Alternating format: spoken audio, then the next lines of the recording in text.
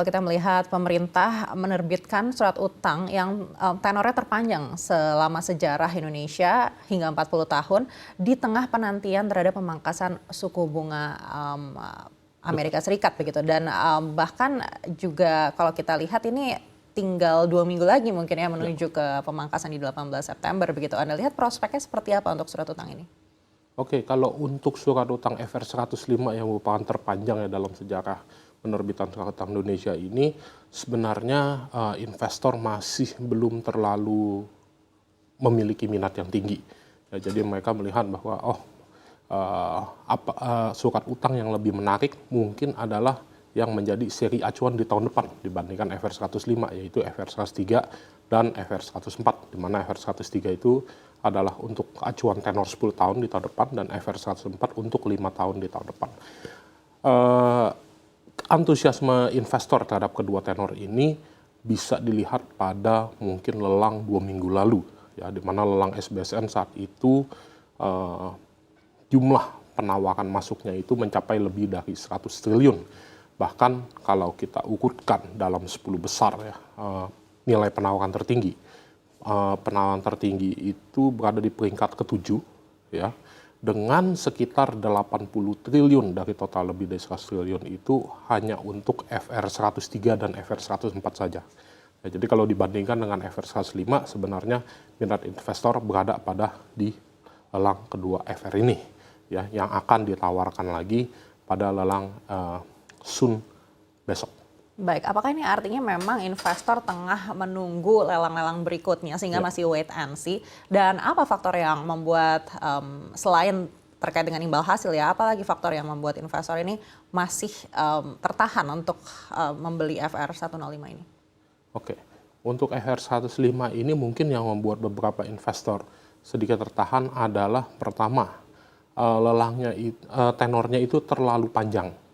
Ya, sebenarnya investor juga melihat tenor yang panjang ini mungkin lebih disebabkan oleh kebutuhan Kementerian Keuangan untuk memperpanjang kata-kata time average maturity mereka. Ya.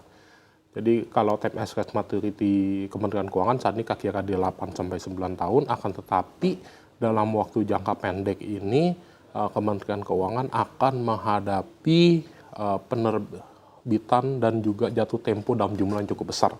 Ya, misalnya untuk tahun depan saja kemungkinan Kementerian Keuangan perlu menerbitkan ya secara total bruto itu 1.300 triliun SBN ya, di mana kurang lebih separuhnya itu untuk melunasi SBN yang jatuh tempo. Nah, jadi menghadapi hal seperti itu tentu Kementerian Keuangan memerlukan upaya untuk memanage kas mereka. Sehingga salah satunya adalah dengan menerbitkan surat utang yang jangka sangat panjang. Dan mungkin juga salah satu pertimbangannya dari menerbitkan FR 105 ini adalah surat utang yang jangkanya sangat panjang ini relatif yieldnya lebih stabil.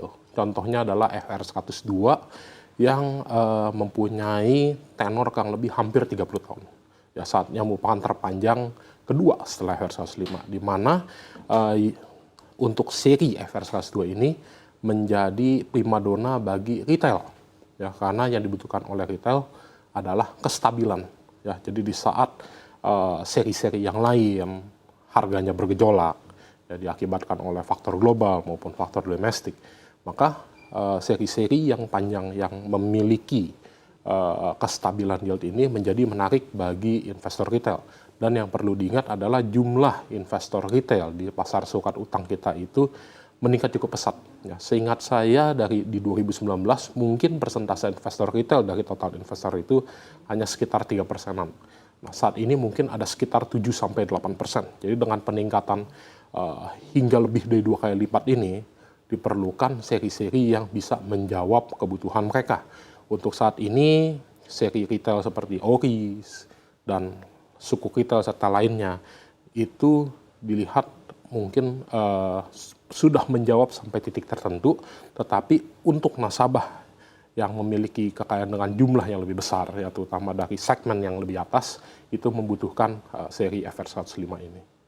Baik. Lalu dengan tadi Bapak sampaikan retail ini sebenarnya mendambakan kestabilan begitu ya dari segi imbal hasil gitu dan sudah ditawarkan di FR 105. Tapi apa yang membuat ini masih tertahan juga? Apakah ini artinya em, belum terlalu banyak masyarakat kelas atas yang percaya terhadap pertumbuhan ekonomi Indonesia hingga beberapa tahun ke depan? Oke. Sebenarnya kalau untuk FR 105 ini bukan hanya pada pertumbuhan ekonomi ya, tetapi juga pada momentum. Ya. Momentum untuk surat utang saat ini, kalau saya katakan adalah harganya terlalu mahal. Ya, kenapa harganya terlalu mahal? Dikarenakan kita kan sudah tahu bahwa The Fed akan akan memangkas suku bunga pada tanggal 18 September. Akan tetapi besaran pemangkasan suku bunganya itu masih belum bisa dipastikan. Ya, apakah 25 basis atau 50 basis, tergantung dari rilis data pengangguran Amerika pada Jumat ini. Nah, akan tetapi di market yang terjadi saat ini adalah investor sudah terlanjur ya untuk membeli price in di harga pemangkasan mendekati 50 basis. Nah, jadi dengan kondisi saat ini yang terlalu mahal, mungkin investor juga lebih menahan diri untuk membeli sehingga mereka menunggu momentum koreksi. Nah, di situ mungkin setelah itu baru akan ada minat yang lebih tinggi untuk membeli, baik dari investor yang sifatnya institusional maupun retail. Baik, artinya jika nanti Bank Indonesia akan melanjutkan adanya pemangkasan suku bunga setelah The Fed melakukan pemangkasan, menurut Anda ketika lelang SBN dilakukan lagi di periode tersebut, ini akan langsung menarik minat jauh lebih besar daripada kali ini? Harusnya sih jauh lebih besar ya.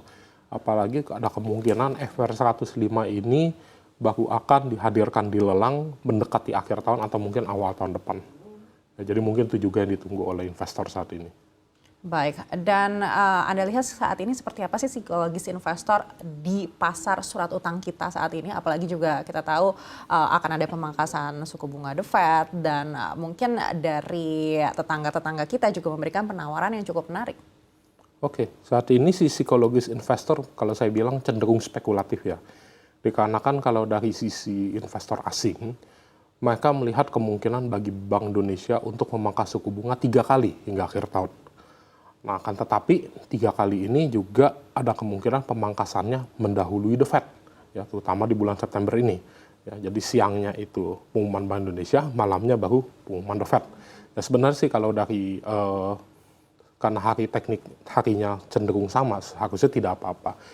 Tetapi ada ketakutan bahwa keputusan tersebut bisa memberikan sinyal yang salah kepada investor, di mana Bank Indonesia terlalu terburu-buru, ya, dianggap terlalu terburu-buru dalam mengambil keputusan terkait suku bunga dan kurang memperhatikan efek dari hot money terhadap rupiah, ya, yang menyebabkan rupiah menguat hingga 15.400 dalam 2 minggu terakhir ini.